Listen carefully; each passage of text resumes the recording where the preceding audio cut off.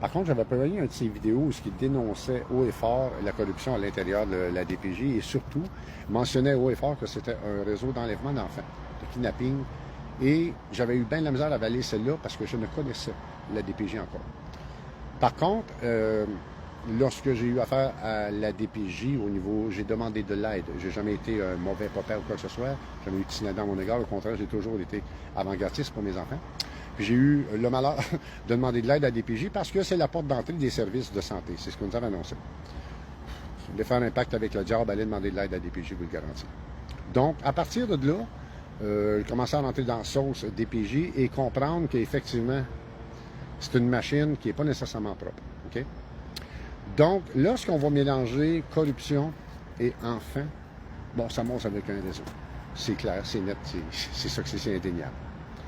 Présentement, je suis à un endroit assez spécial. Donc, Nathalie Bernier, allô, allô. Suzanne Lafontaine, allô. Donc, ce soir, je suis à Hall, secteur, je ne me rappelle pas du nom du secteur, Veltetro. Je suis à un endroit spécial au niveau de l'histoire, mais également au niveau du... je suis où? OK. Alors, vous avez ici une résidence qui est un petit château, là, vous comme vous faites voir. Ça a été une des résidences des constructeurs de la ville de Hall, les fondateurs de la ville de Hall, la famille Wright. C'était un de ses enfants qui s'était construit, là, une petite maison, là, ben ordinaire, là, comme vous pouvez voir, là. Et puis, ces gens-là, à l'époque, pouvaient construire un château comme ça. Ça pouvait coûter entre 5 et 10 000 dû à la main-d'œuvre qui était bien proche de l'esclavagisme et tout et tout. Donc, ça fait partie de l'histoire, la fondation de la ville de Hall et tout.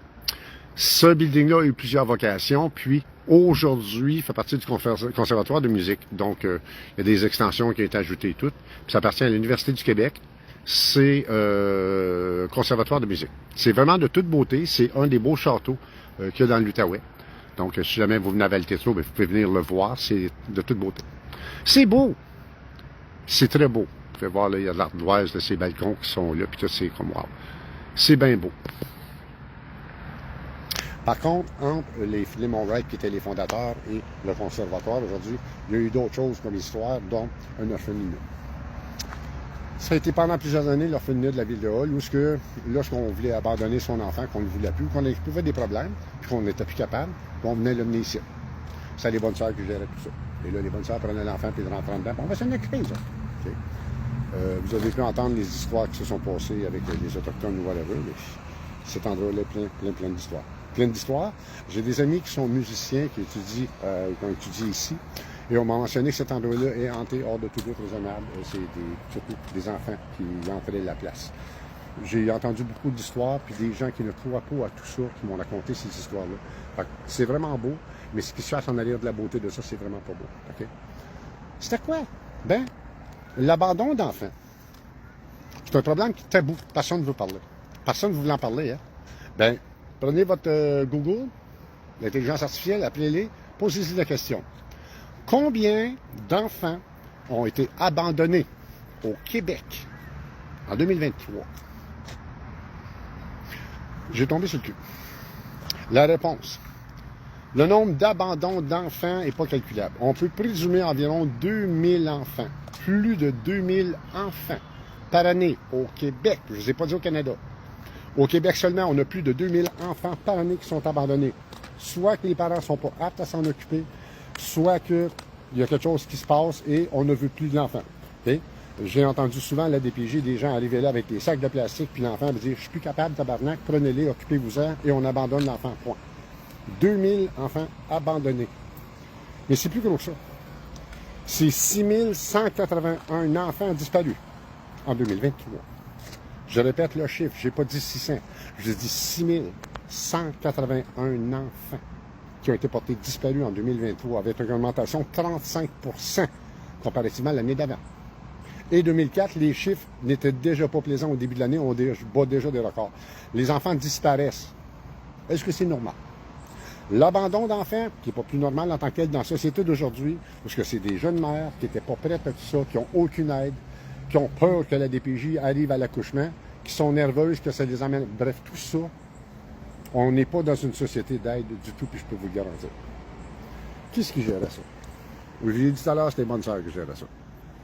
Mais l'adoption, qui est-ce qui l'a géré à l'époque? C'était des juges. Par contre, moi, je connais une famille où ce que le monsieur, une de ses filles, a eu une fille et lui ne voulait un garçon. Alors, il a pris la petite fille bébé, il est venu ici, il l'a échangé pour un garçon, puis il revenait à la maison avec un garçon. Puis tout le monde fermait vos gueules. Le monde dit de même, OK? Qu'est-ce qui provoquait tout ça?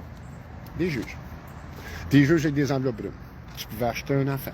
Tu pouvais t'emmener ici sur le patio le dimanche matin, le monde venait choper pour des enfants dans les vitrines. OK? Puis, ceux qui m'entendent de ma génération, vous allez dire, oui, nous autres, tout, dans mon village, on avait ce style d'enfants-là. On les avait, ces affaires-là, là, les enfants. Là. Les parents allaient visiter les samedis et les dimanches, ils allaient voir les enfants dans les vitrines pour une adoption. Donc, les juges vendaient les enfants. Je fais un contrat, pif-paf, petite enveloppe, pif-paf. Ici, dans l'Outaouais, je n'aime pas de nom. Par contre, il y a un juge qui était très, très réputé pour avoir vendu beaucoup d'enfants en tant que tel. Il fait partie de l'histoire, je peux vous le garantir. Donc, n'oubliez pas que jusqu'en 1973, les enfants étaient encore sous la loi la protection des animaux. Pourquoi? Parce que ça nous donnait le droit de réprimander un enfant. Du que c'est une volée, si on veut. Okay? Ou comment est-ce qu'on appelait ça, de l'élever. Donc, jusqu'en 1973, on avait le droit d'administrer la raclée ou même la fessée à un enfant dans le but de correction. Okay? Par contre, à partir de ces années-là, en tant que tel, après, suite au film Aurore, l'enfant martyr, ça a brassé bien des cages. Puis le monde nous dit, hey, c'est quoi cette affaire-là? Là? Ça se passe dans notre face, qu'on ne le voit pas. Donc, le gouvernement a demandé une étude. Certains monsieur qui s'appelle M. Harvey a mené une étude qui s'appelle le rapport Harvey 1, qui a amené à la création de la DPJ. Oui, je suis paysagiste, mais j'ai fait mes devoirs.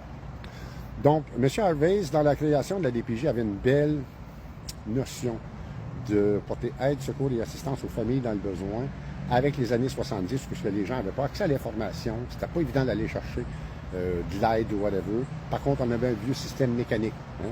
Système, mais au moins il roulait. Okay? On était plus primitif, puis au moins on avait des services. C'était long dans les hôpitaux, mais au moins on se faisait soigner.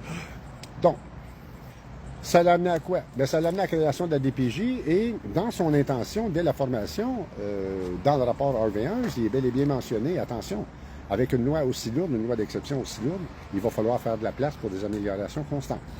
Les tribunaux, vous allez être saisis souvent pour contester ou invalider ou valider des articles de loi qui vont être mis en pratique pour la première fois. Parce que c'est une loi qui pourrait créer plus de dommages, dépendant de qui va l'utiliser, puis il ne faut pas en abuser. Soit. Ça a bien décollé.